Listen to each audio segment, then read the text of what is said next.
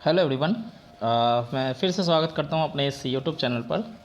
और हम लोग एक चैप्टर देख रहे थे ज्योग्राफी का। आप लोगों को याद होगा, रिसोर्स एंड डेवलपमेंट।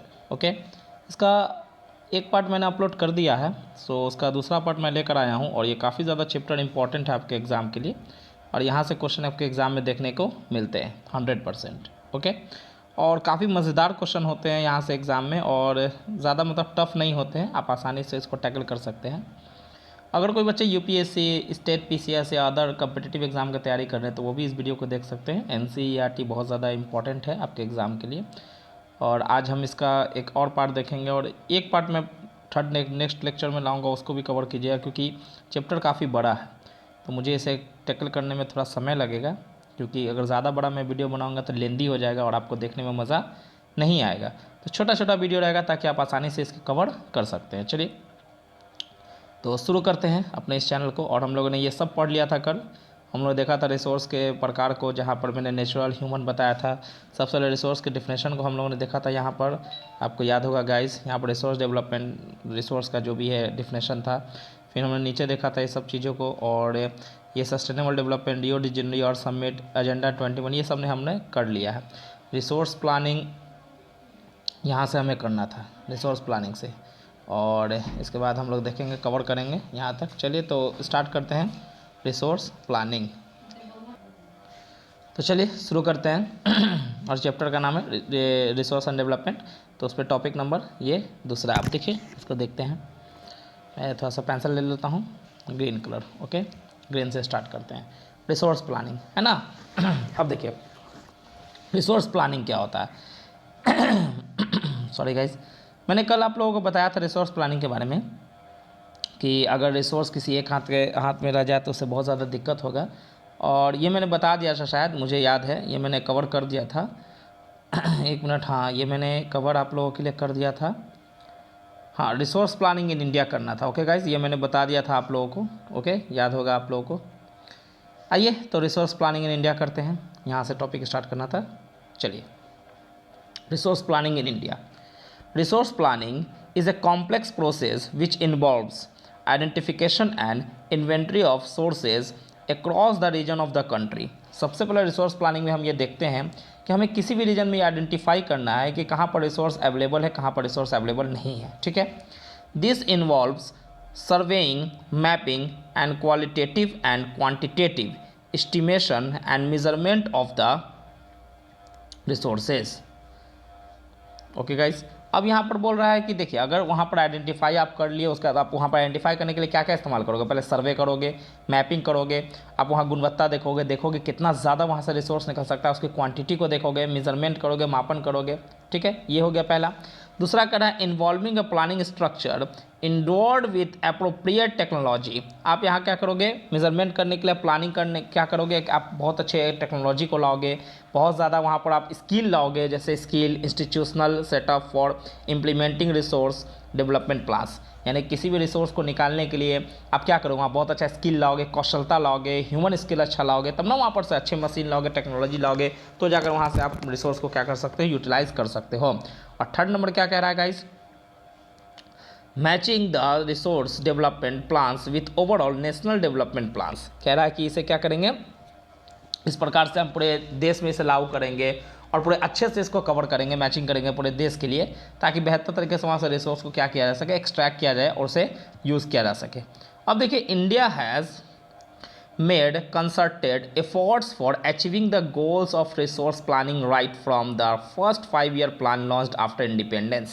कह रहा है कि भारत ने जो अपना पहला 5 ईयर प्लान लाया था, मैं डेट आपको बता देता हूँ कब लाया था भारत ने, इस डेट को नोट कर लीजिएगा गाइस। पहला 5 ईयर प्लान आया था आपको 1951 से 1956 के बीच में, है ना। ये फर्स्ट 5 ईयर प्लान था। बेसिकली 5 ईयर प्लान जो है गाइस, उसको हमने रसिया से लिया था और इसे रसिया से कवर किया था। यहाँ पर हम क्या करते थे गाइस, जो 5 ईयर प्लान में, कि हम 5 साल के लिए, 5 ईयर के लिए हम क्या करते थे, कोई भी स्कीम लाते थे, कोई मतलब 5 साल तक हम कोई भी चीज़ रखते थे अचीवमेंट करने के लिए, उस चीज़ को पूरा करने के लिए। देन आफ्टर उसके बाद हम क्या करते थे, उसको इम्प्लीमेंट करने का काम करते थे। ओके, यहाँ पर कह रहा था 5 ईयर प्लान में हमने क्या किया था, प्लानिंग बनाया था कि हम क्या करेंगे, ऐसा एफर्ट हमने लगाया था कि हम लोग अपने देश को क्या करेंगे, आगे बढ़ाएंगे, हम लोग अपने देश में क्या करेंगे, अचीव करेंगे बहुत सारी चीज़ों को, रिसोर्स का यूज़ करेंगे, यूटिलाइज करेंगे, इस पर हमने बहुत ज़्यादा फोकस किया था। The availability of resources is a necessary condition for the development of any reason.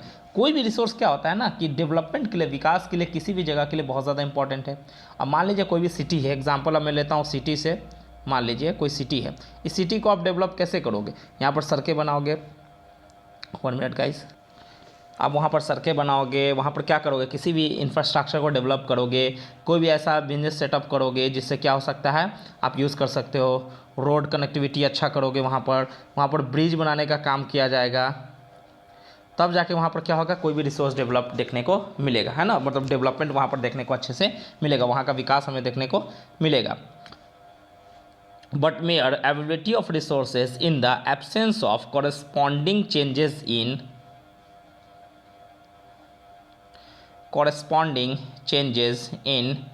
technology and institutions में hinder development। यानी कि कह रहा है कि अगर वहाँ पर रिसोर्स नहीं होता है, कहीं पर बहुत बार देखा जाता है, तो वहाँ पर क्या होता है ना कि विकास अच्छे से नहीं हो पाता है ना, और बेहतर तरीके से वर्क नहीं हो पाता है। There are many regions in our country that are rich in resources but this are included in economically backward regions. कह रहा है कि बहुत से ऐसे भारत में रीजन हैं जहाँ पर रिसोर्सेज बहुत है बट फिर भी वो बैकवर्ड है। क्यों बैकवर्ड है? क्योंकि वहाँ पर रिसोर्स का यूटिलाइज बेहतर तरीके से नहीं हो पा रहा है।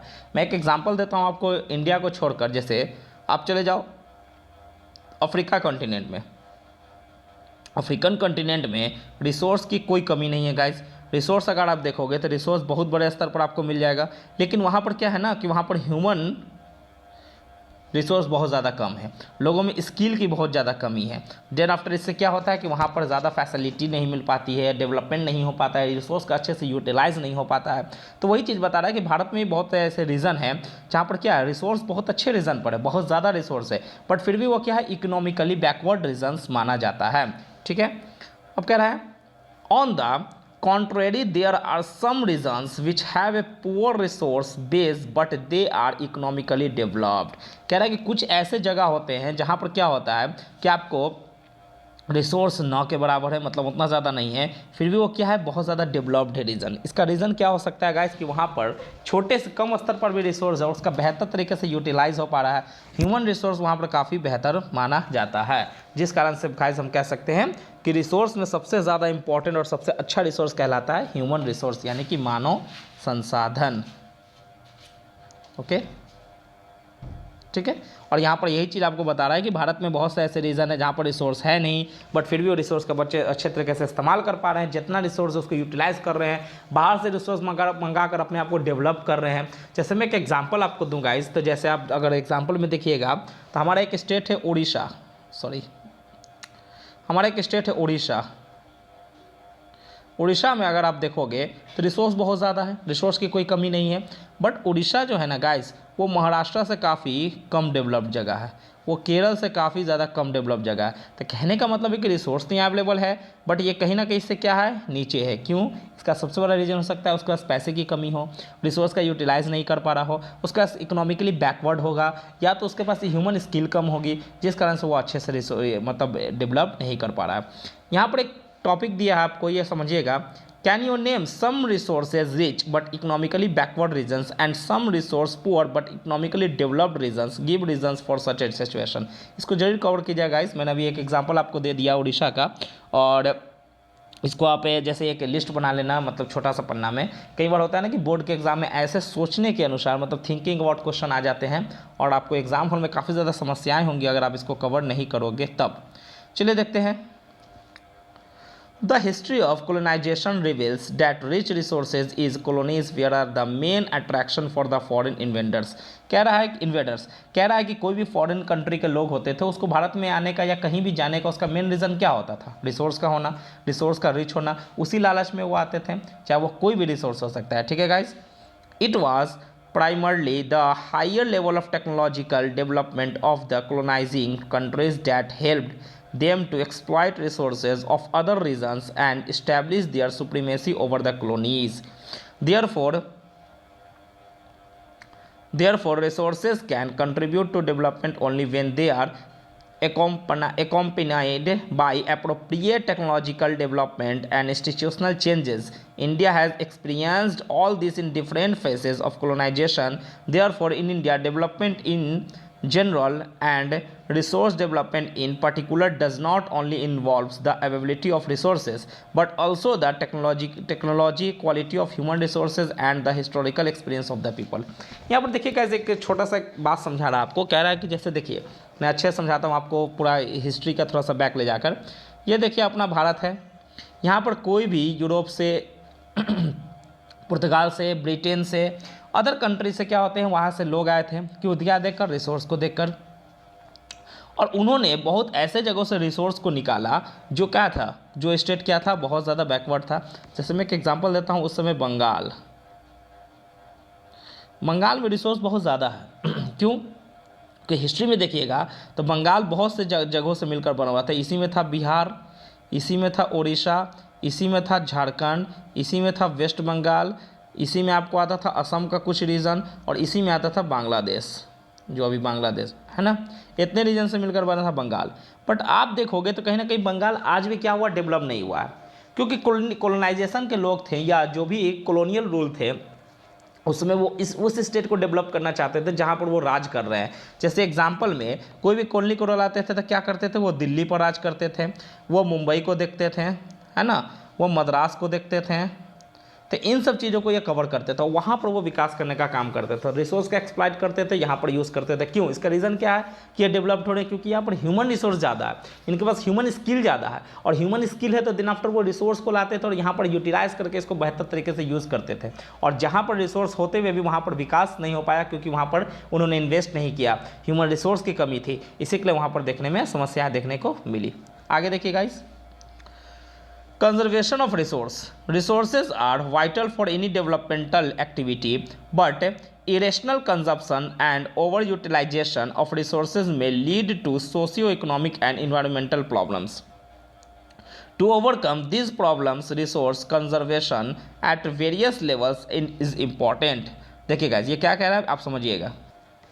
देखिए यहाँ पर ये समझाना चाह रहा है आपको कि देखिए जो रिसोर्स होता है ना, किसी भी डेवलपमेंट एक्टिविटी के लिए काफ़ी ज़्यादा इंपॉर्टेंट है। बट कई बार क्या होता है ना कि रिसोर्स का हम बहुत ज़्यादा यूज़ कर लेते हैं, बहुत ज़्यादा इरेशनल कंजप्शन करते हैं, बहुत ज़्यादा यूटिलाइजेशन करते हैं, तो इससे क्या होता है ना कि समस्या पैदा होता है, socio economic and environmental problem. यानी क्या होता है, समाज में दो लोग बढ़ जाते हैं, एक होता है रिच, एक समाज में हो जाता है पुअर, यानी कि दोनों में खाई बन जाता है। बहुत सारे इन्वायरमेंटल प्रॉब्लम्स होते हैं, जैसे पॉल्यूशन का बढ़ना, ये मैंने आपको ऊपर में बता दिया था, पॉल्यूशन बढ़ना, ओजोन लेयर का डिप्लेशन होना, ये सब हमें देखने को मिलता है। ठीक है, अब देखिए क्या कह रहा है आगे। To overcome these problems, resource conservation at various level is important. This had been the main concern of the leaders and thinkers in the past. For example, Gandhi ji was very apt in voicing his concern about resource conservation in these words. देखिए यहाँ पर एक गांधी जी का example देकर एक बात समझा रहा है कि देखिए यहाँ पर कहा गया था बहुत सारे लीडर ने कि हमें क्या करना चाहिए, रिसोर्स को कंजर्व करना चाहिए, संरक्षित करना चाहिए। क्यों? अगर हम रिसोर्स का संरक्षण करेंगे तो हमें फ्यूचर में यूज़ करने के लिए काफ़ी आसान होगा। एग्जाम्पल मैं यहाँ पर देता हूँ आपको वाटर रिसोर्स का, ठीक है, समझिएगा तो ये आपको अच्छे समझ में आएगा। वाटर क्या है, बहुत ज़्यादा इंपॉर्टेंट है अभी के लिए भी, आने वाला जनरेशन के लिए भी, मतलब जितने भी पीढ़ी आएंगे, जितने भी जनरेशन आएंगे, वाटर का बहुत ज़्यादा यूज़ करेंगे। अभी क्या है, वाटर को बहुत ज़्यादा हम इस्तेमाल करेंगे तो इससे क्या हो सकता है, वाटर फ्यूचर में समाप्त हो सकता है गाइस। तो फ्यूचर में वाटर समाप्त ना हो, उसकी यूज़ के लिए, ताकि उसको फ्यूचर में अच्छे से यूज़ कर पाएँ, उसके लिए हमें क्या चाहिए गाइस, उसके लिए सबसे ज़्यादा अगर कुछ इंपॉर्टेंट है तो इसको कंजर्व करना, इसको क्या किया जाए, संरक्षण किया जाए, इसको हम बचा कर रखें ताकि फ्यूचर जनरेशन भी इसका अच्छे से इस्तेमाल कर सकें। देखिए यहाँ पर गांधी जी का एक कोटेशन दिया, आप इसको देखिएगा, there is enough for everybody is need, not for anybody is great. यानी कि यहाँ गांधी जी का ये कथन है कि देखिए हमारे पास ज़रूरत पूरा करने के लिए सब चीज़ अवेलेबल है, हम अपने ज़रूरत को आसानी से पूरा कर सकते हैं, बट हमारे लालच को पूरा करने के लिए कोई भी चीज़ अवेलेबल नहीं है।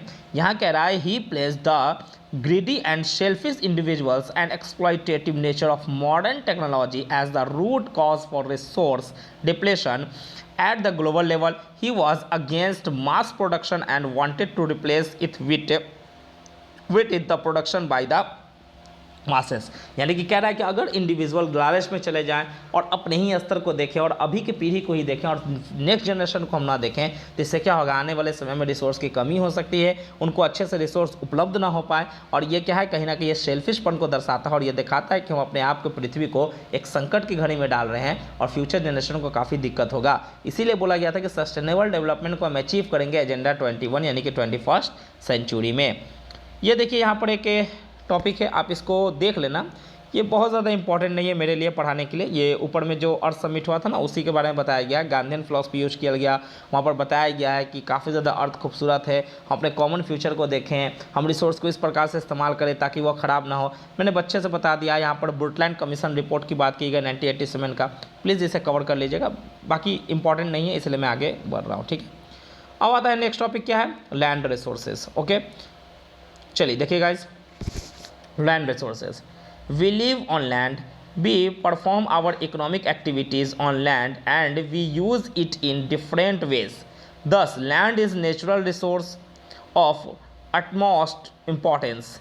It supports natural vegetation, wildlife, human life, economic activities, transport, and communication systems. However, land is an asset of a finite magnitude. Therefore, it is important to the use